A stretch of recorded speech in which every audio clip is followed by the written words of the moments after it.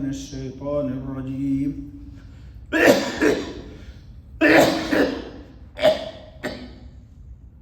بسم الله الرحمن الرحيم تبت يدا أبي لهب وتب صدق اللہ العظیم۔ دوستو، یہ سورہ اللہب کی ایک آیت پڑھی گئی، کل بھی پڑھی تھی اور اس آیت کے شان نزول کو آپ کے سامنے بیان کیا تھا۔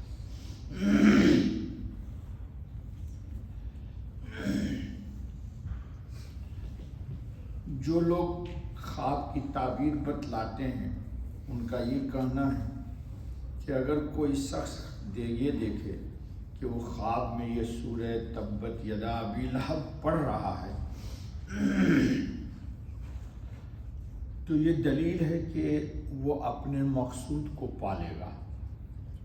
اب اس کی تمنا، اس کی خواہش کیا ہے وہ اللہ اس کی پوری کر دیں گے۔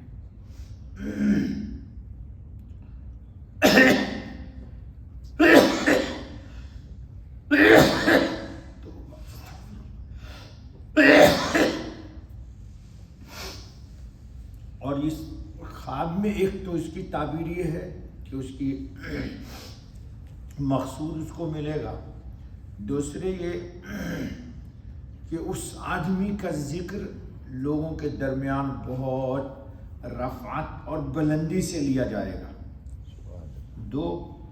تیسرے اس شخص کی توحید یعنی اللہ کی وحدانیت کا ایمان بہت مضبوط ہو جائے گا، چوتھے یہ کہ اس کے عیال کم ہوں گے، جھنجھٹ جھمیلا اولاد بچوں سے بہت ہوتا ہے، یہ جن کو ہے ان کو بیچاروں کو تجربہ ہے، اور اس کی زندگی بہت اچھی گزرے گی۔ بہت اتنی ساری تعبیر ہے اس سورت کو پڑھنے کی۔ تبت یدا ابی لہب وتب، بسم اللہ الرحمن الرحیم، شروع اللہ کے نام سے جو بے حد مہربان نہایت رحم والا ہے۔ تبت یدا ابی لہب وتب، ترجمہ ہے ٹوٹ گئے ہاتھ ابی لہب کے اور ٹوٹ گیا وہ آپ، ہاتھ بھی ٹوٹ گئے اور وہ خود بھی ٹوٹ گیا، یعنی اس کے ہاتھ بھی ہلاک و برباد ہوں اور اس کی ذات بھی ہلاک و برباد ہو اور ہو بھی گیا۔ ابو لہب اور اس کی بیوی کی بدبختی، یہ علامہ عثمانی لکھتے ہیں، ذرا سنیے۔ ابو لہب جس کا نام عبد العزیٰ ابن عبد المطلب ہے، حضرت خاتم النبیین صلی اللہ علیہ وسلم کا حقیقی چچا تھا، لیکن اپنے کفر و شقاوت کی وجہ سے حضور خاتم النبیین صلی اللہ علیہ وسلم کا شدید ترین دشمن تھا۔ جب آپ صلی اللہ علیہ وسلم کسی مجمع میں پیغام حق سناتے تو یہ بدبخت پتھر پھینکتا حتیٰ کہ آپ کے پائے مبارک لہو لہان ہو جاتے، پتھر سے مارتا تھا جب آپ اسلام کی تبلیغ کرتے تھے، اور زبان سے کہتا کہ لوگوں اس کی بات مت سنو، یہ معاذ اللہ جھوٹا بے دین ہے، خود بددین تھا اور نبی کو کہا ہے کہ یہ بددین ہے۔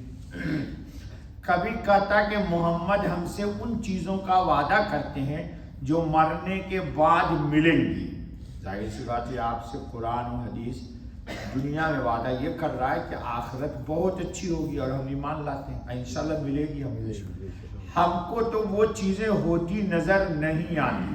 یہ کہتا کہ محمد صلی اللہ علیہ وسلم کہتے ہیں مرنے کے بعد یہ جنت یہ کہا ہم کو نظر نہیں آتی یہ سب چیز۔ پھر دونوں ہاتھوں سے خطاب کر کے کہتا تبن لکما ما ارا فیکما شیئا مما یقول محمد صلی اللہ علیہ وسلم، تم دونوں ٹوٹ جاؤ، ہاتھ سے کہتا کہ ہاتھ تم دونوں ٹوٹ جاؤ کہ میں تمہارے اندر اس میں سے کوئی چیز نہیں دیکھتا جو محمد صلی اللہ علیہ وسلم بیان کرتا ہے۔ استغفر اللہ، آمنت باللہ وبرسولہ۔ ایک مرتبہ حضور خاتم النبیین صلی اللہ علیہ وسلم نے صفا پہاڑی پر چڑھ کر سب کو پکارا، آپ کی آواز پر تمام لوگ جمع ہو گئے، آپ صلی اللہ علیہ وسلم نے نہایت مؤثر پیرایا میں اسلام کی دعوت دی۔ ابو لہب بھی موجود تھا، بعض روایت میں کہ ہاتھ جھٹک کر کہنے لگا تبن لک سائر الیوم لہذا جمعتنا، یعنی تو برباد ہو جائے، کیا ہم کو اسی بات کے لیے جمع کیا تھا؟ حضور سے کہا کہ تو برباد ہو جائے، کیا ہم کو اسی لیے جمع کیا تھا صفا پہاڑی پر؟ روح المعانی میں بعض سے نقل کیا ہے کہ اس نے ہاتھوں میں پتھر اٹھایا کہ آپ صلی اللہ علیہ وسلم کی طرف پھینکے، غرض اس کی شقاوت اور حق سے عداوت انتہا کو پہنچ چکی تھی۔ اس پر جب اللہ کے عذاب سے ڈرایا جاتا تو یہ بدبخت کہتا کہ اگر سچ مچ یہ بات ہونے والی ہے تو میرے پاس مال اور اولاد بہت ہے۔ بتاؤ بیوقوف کی بدھو پن کی بات، کہ حضور ڈرا رہے ہیں آخرت کے عذاب سے، وہاں مال بھی نہیں جائے گا اور کام بھی نہیں آئے گا، نہ اولاد جائے گی نہ کام آئے گی، ان سب کو فدیہ میں دے کر عذاب سے چھوٹ جاؤں گا۔ کہا بیٹا کو دے دوں گا، مال دے دوں گا اور اللہ کے عذاب سے بچ جاؤں گا۔ اس کی بیوی ام جمیل کو بھی پیغمبر نبی پاک خاتم النبی صلی اللہ علیہ وسلم سے بہت ضد تھی۔